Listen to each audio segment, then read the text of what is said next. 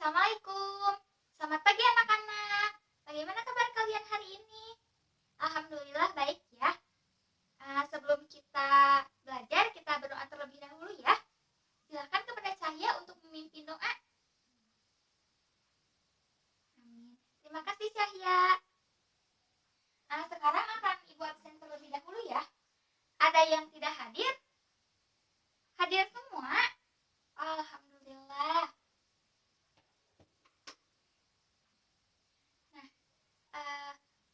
Pertemuan kali ini kita akan membahas substansi genetika. Tapi sebelum itu, ada yang masih ingat minggu lalu kita membahas apa? Ya, minggu lalu kita membahas mengenai proses metabolisme pada organisme. Yakni ada dua ya, anabolisme dan juga katabolisme.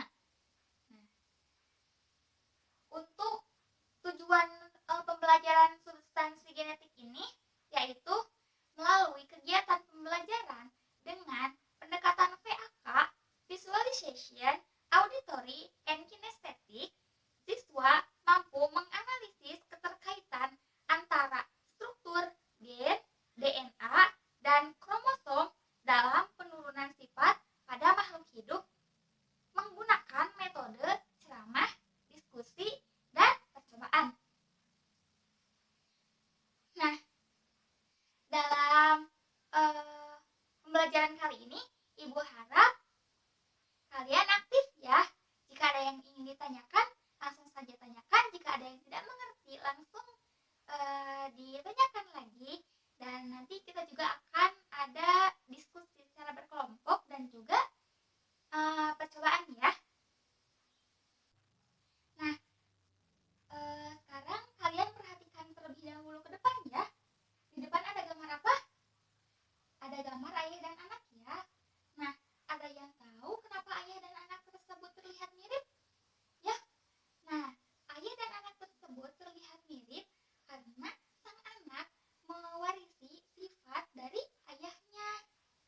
Nah, untuk lebih jelasnya lagi, kita masuk ke materi ya.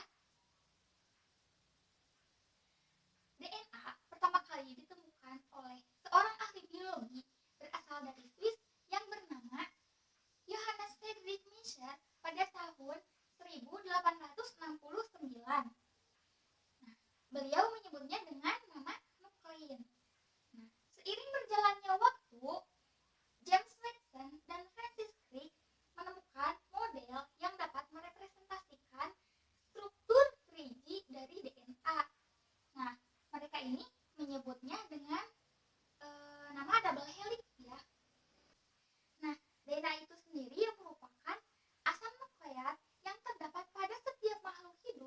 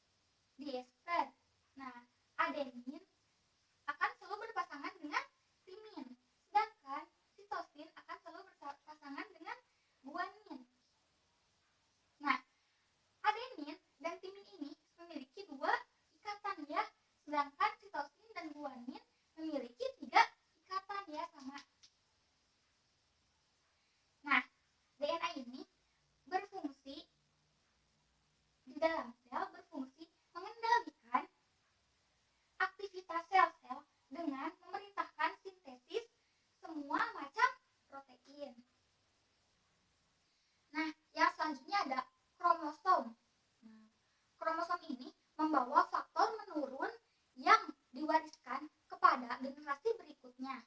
Faktor penentu sifat keturunan disebut gen. Nah, gen ini berada dalam lokus-lokus di dalam setiap kromosom. Suatu kromosom terdiri dari beberapa bagian. Ada kromatid, kromomer, sentromer, satelit, dan juga telomer. Nah, berdasarkan letak sentromer terhadap lengannya, kromosom dibedakan menjadi 4.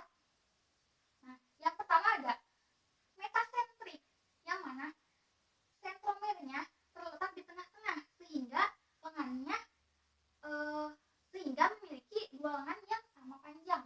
Yang kedua, submetasentrik, yang mana sentromernya terletak agak ke tengah sehingga lengannya tidak sama panjang. Yang ketiga ada akrosentrik, yang mana sentromernya itu terletak di ujung salah satu kromosomnya sehingga seperti ini ya. Yang keempat ada telosentrik. Nah, yang mana sentromernya itu terletak pada ujung kromosom sehingga hanya memiliki satu lengan saja. Nah, jadi gen, DNA, dan juga kromosom itu bersaling berhubungan ya. Nah, kromosom itu mengandung DNA. Total keseluruhan informasi genetik yang ada pada kromosom disebut genom. Nah, genom itu tersusun atas gen-gen. Satu gen mengandung satu unit informasi mengenai suatu sifat yang dapat diamati. Nah, gen juga dianggap sebagai fragmen DNA di dalam kromosom. Seperti itu ya. Nah, minggu lalu Ibu sudah memberitahukan ya agar membawa alat dan bahan. Nah, kalian membawa alat dan bahan yang telah Ibu sampaikan minggu kemarin kan? Yang secara berkelompok itu. Sudah? Nah, sekarang kalian duduk berkelompok. Nah, sekarang kalian buat struktur DNA yang telah Ibu sampaikan ya seperti tadi. Nah, agar kalian lebih memahami struktur DNA ya. Nah, silahkan. Selesai? Nah, jika sudah selesai, kalian diskusikan mengenai materi yang telah Ibu sampaikan tadi. Kemudian, presentasikan ke depan sambil membawa model struktur DNA tadi ya. Silakan. Sudah.